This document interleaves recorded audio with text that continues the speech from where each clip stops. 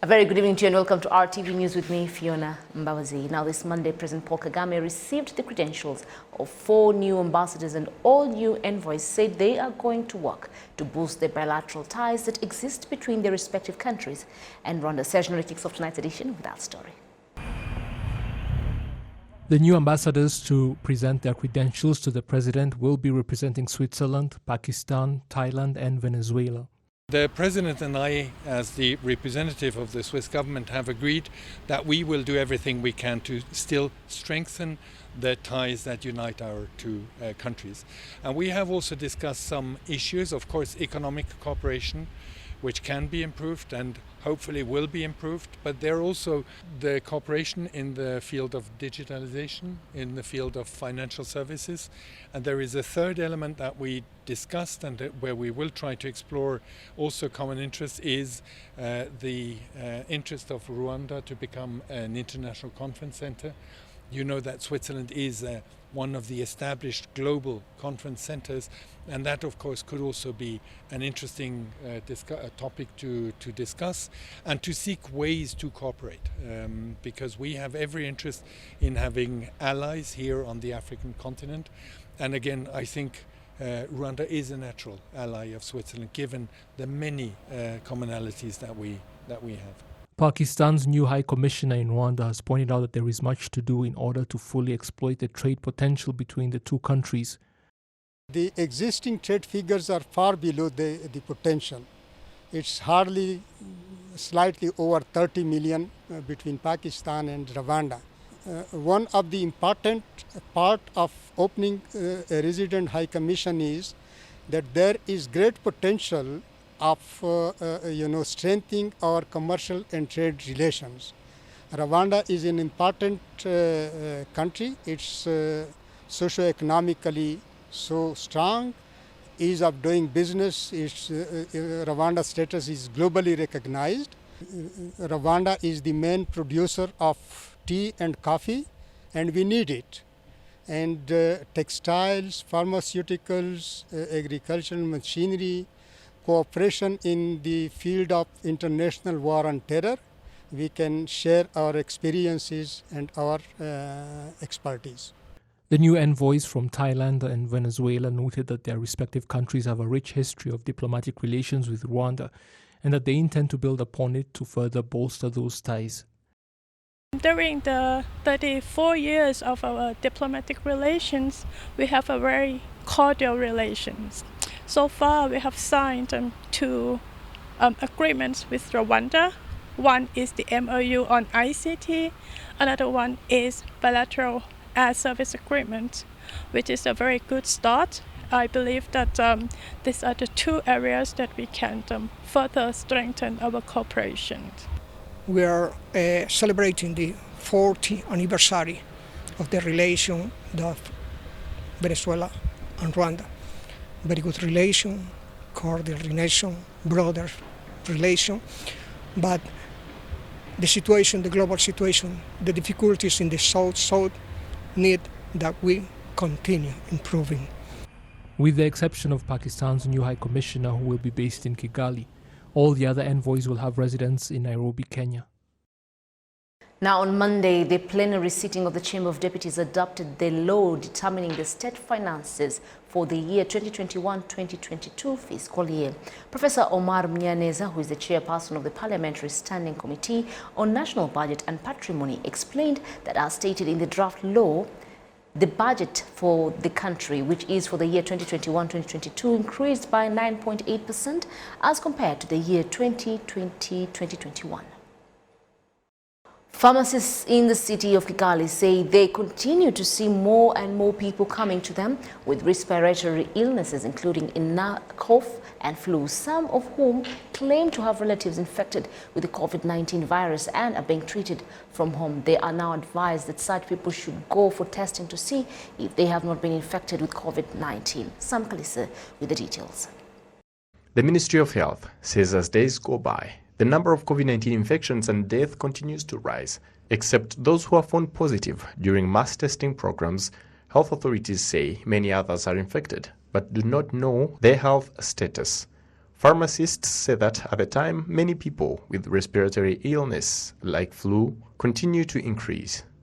Some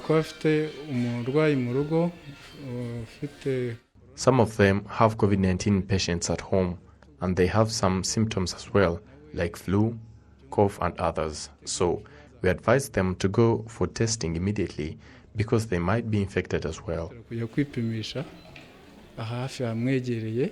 On the other hand, citizens say that as the number of COVID-19 infections is increasing, those who have symptoms should not decide to buy drugs without testing for COVID-19.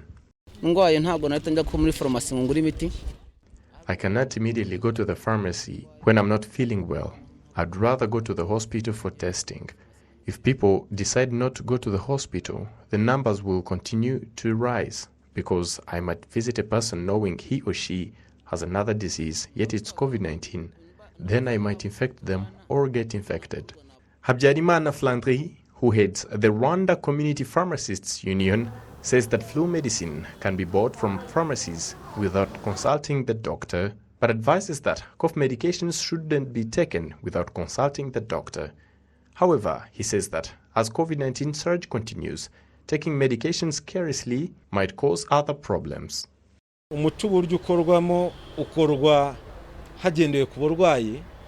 Medicine is manufactured based on the disease or the condition of the human body.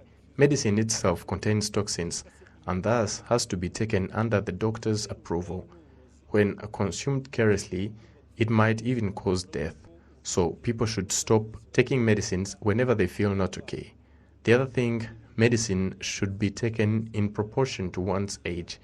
At this time, people get infected and take it unseriously, and later come to know that it was COVID-19 when they had infected many other people. The health authorities in Rwanda say that there are more than 45 private hospitals and clinics, more than 500 health centers and other specialized venues in Kigali where COVID-19 is being tested. Still with COVID, managers of the commercial buildings say they are doing their best to help prevent the spread of COVID-19. Now, this comes at a time when employees in the buildings are also finding that everyone's role is important in preventing the spread of this virus. Umwali Jed has the story. The Nyabugogo Peace Building receives around 7,000 people every day due to the commercial activities it houses. We meet at the bottom level and stand in one line a few meters apart from each other, entering the building in small groups.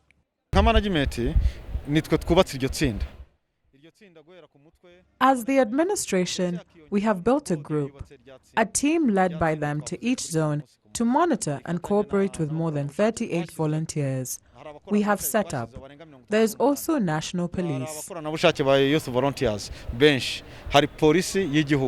A clothing retailer at the MIC building in Kigali City believes that once you have successfully complied with the COVID-19 regulations, other agencies should not feel the need to intervene. I'm scared. There are videos that I see showing how a person is short of breath. You can also see how it kills, and that scares you, which is why one has to follow the instructions rather than seeing a volunteer who helps remind us to lift our masks and social distance. This is not necessary to remind us, because it is a disease and you are the one that gets sick. The Chic building manager says the building's management is keen to monitor compliance with COVID-19 prevention measures. As building managers, we have a WhatsApp forum where we interact with our traders. We inform them day by day by making announcements, and we encourage them to practice social distance between themselves and their customers, to wash their hands and wear masks. We recently conducted a survey of all the people working in our building where we took a lot of measurements with the help of RBC and Nyarugenge district officials. An official in the Private Sector Federation says the private sector is well aware of its role in curbing the spread of the COVID-19 epidemic. The effects of the person setting up business far outweighs that of their client coming to buy goods or services. He or she is responsible for ensuring that these instructions are followed. You tell the security guards that no one is allowed to enter without a mask. No one should enter without getting their temperature checked or washing their hands first. It makes sense that the person who invested would treat it in this way. As a result of existing measures to curb the spread of the COVID-19 pandemic, the number of visitors to large commercial buildings in Kigali city has been reduced, as many people no longer travel from other parts of the country to come to buy goods in Kigali, as they used to before the new travel restrictions were imposed. Umngari Jade, RTV News. On behalf of the entire news team that made this news possible, thank you very much for being part of us. My name is Fiona Mbabazi. Have yourselves a lovely and fruitful week ahead. And do remember that COVID-19 is here with us, so please wear your face mask correctly, sanitize, wash your hands thoroughly with soap and water. And do remember that together we can play a role in flattening the curve. God bless.